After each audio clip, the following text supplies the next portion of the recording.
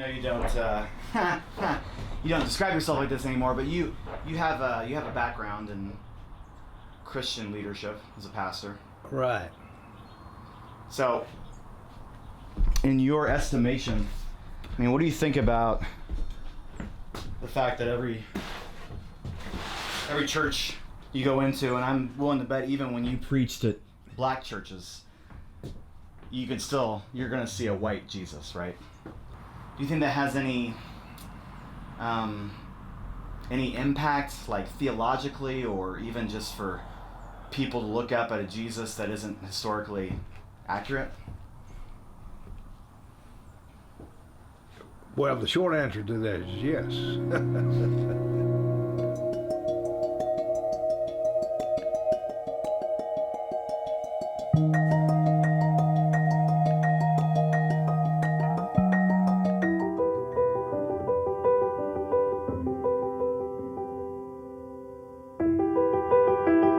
Raising two white kids, and it's as simple as what books do I choose for them. And it's really hard when you look for a book, say, about the Christmas story, to find one that's not blonde, blue-eyed, Swedish-looking Jesus, which looks like my children, but is not who I know intellectually and believe theologically Jesus was. The whole idea of constructing what we need for affirmation to solidify and consolidate power, right? Make the deity look like you, and then you become the deity. Europeans have been masterful at this.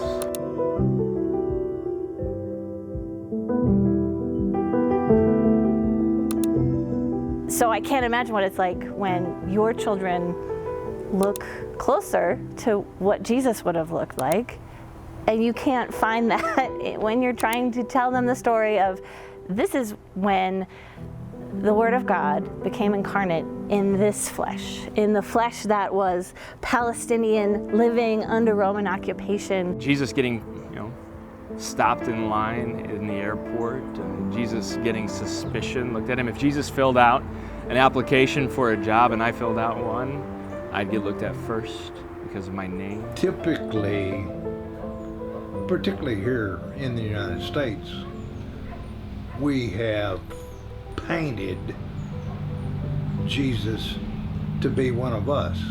There is that difficulty in recognizing that he was, if you will, a man of color. I am learning and continue to learn is to listen to people who have a different story than I do, and listen and then shut up and get out of the way.